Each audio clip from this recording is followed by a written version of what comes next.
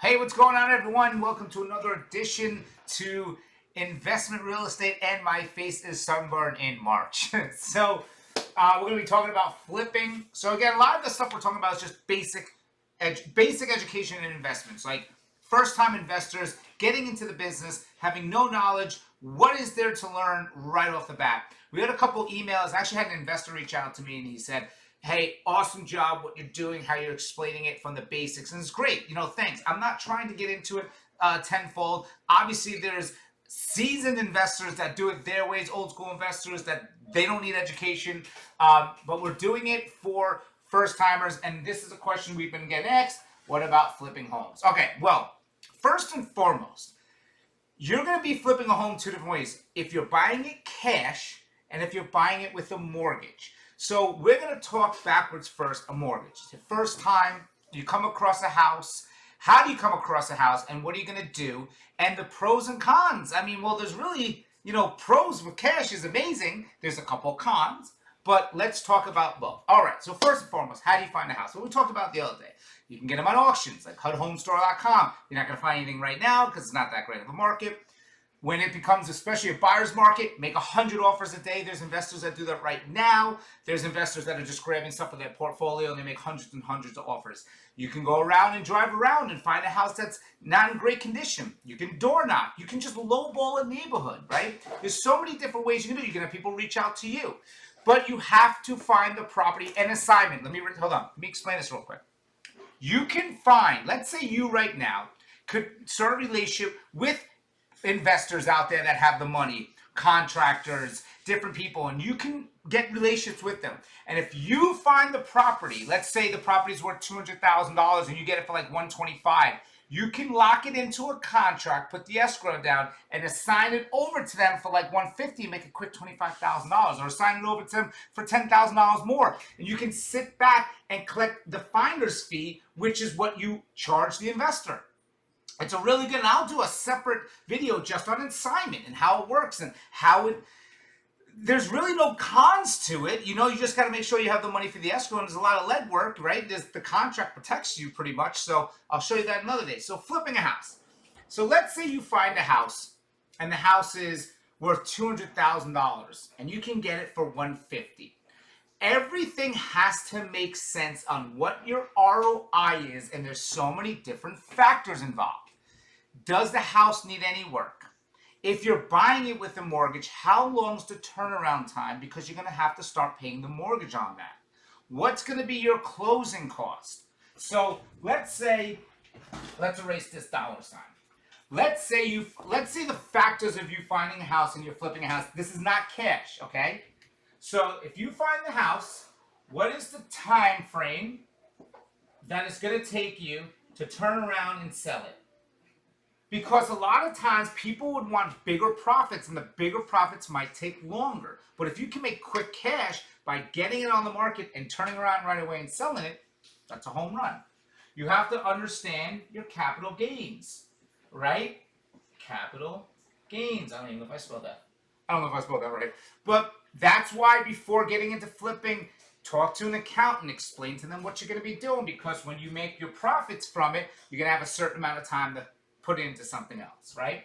How much, if anything, how much does this property need? So again, before starting, this is my opinion, I would have a lender that you're working with, right? A lender, 100%. I would have a contractor that you know right away that you trust is going to do all your properties, unless you yourself, which is amazing investors out there that will buy properties themselves, do everything themselves. This is how you learn. So contractor who's going to hook you up. Maybe someone that you give all your business to, so you guys start a relationship, right? Maybe you even give them almost sweat equity. Not a bad idea. Hey, listen, you do this at cost, I'll give you a percentage, right? So you have and then an accountant definitely. And then, of course, last but not least, an amazing realtor to put it back on the market for you, right? So you have the time frame of when you buy this, how long it's going to take, because obviously, are you covering that mortgage if you're taking out a loan?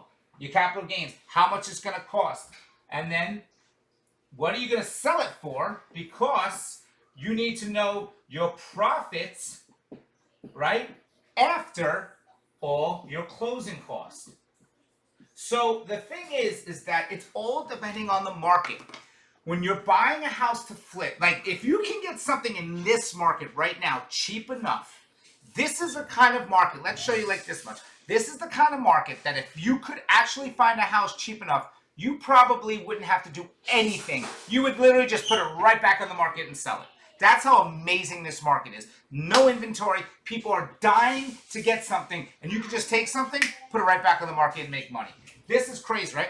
But in a different time frame, when there's tons and tons and tons and tons of houses on the market, you have to realize, what do I have to put into this house to make it desirable for the next person to buy it? How long is it going to take me? What's the average time frame these houses are on the market? What's it going to cost me? What's material costing at that time? What's my closing cost? That worst case scenario going to be? Am I selling this property? Do I have to add closing costs on top of it because of the market? And this is everything there has to do with flipping. Now, if you're buying a house cash, well, you don't have to really maybe worry about the time frame as much, right? There's certain things that you can maybe change. When you're buying it cash, remember, you're not going to have the closing costs because most of the closing costs comes from you with a mortgage. So there's a lot of different factors involved. Do you have a realtor that's going to hook you up and take care of you? You know? So the questions when buying, so remember, there's two avenues. You buy and hold, you're buying and flipping, right? You can, within that, there's different ways to make money. Are you going to sign it over? That might be your safest bet. And again, we'll go over assignability on my next video, how to take a property, how to assign it over, and I'll even show you the contracts. Maybe I'll do a Zoom thing to show you that you can just take it almost like a finder's fee and say, I got a property, I'll sign it over to you, and I'll just take the profits. There's a lot of money to be made in real estate. If you go to HUD Home Store right now and look how much non-inventory there is, right? So the reason we're teaching this now is learn in this market, so when the market turns, you have a better opportunity to understand it and to make money. You know, I hope everyone makes money. I hope you guys make money from these videos, and you can write to me and say, thanks a lot for teaching me. So you're thinking about buying an investment, right? You're thinking about buying an investment. Get a contractor. Get an accountant. Get a freaking, a mortgage lender. Get a realtor. Get them all in your group, right? Go out to lunch, get drinks, whatever, all the time. Talk. Go over everything. And then get out there. Get the word out there. Get on the auctions. Get on the door knocking. Drive around. Find something that needs work. Find something that maybe someone's hurting. There's other ways. Buying into somebody's house. I mean, there's so many different ways to make money in real estate. So this is just basic 101 flipping. This is if you're getting a loan on a house, what to look for, understanding the market, what return you want. If it's your money, your return, 20% would be what I would be looking for. Actually, believe it or not, I want more than 20%, you know. I want like 50% minimum return, but that's just me. Please, if you have any questions, let me know. If you want to learn anything, please let me know. Thank you guys so much. This is Flipping 101 with Karen.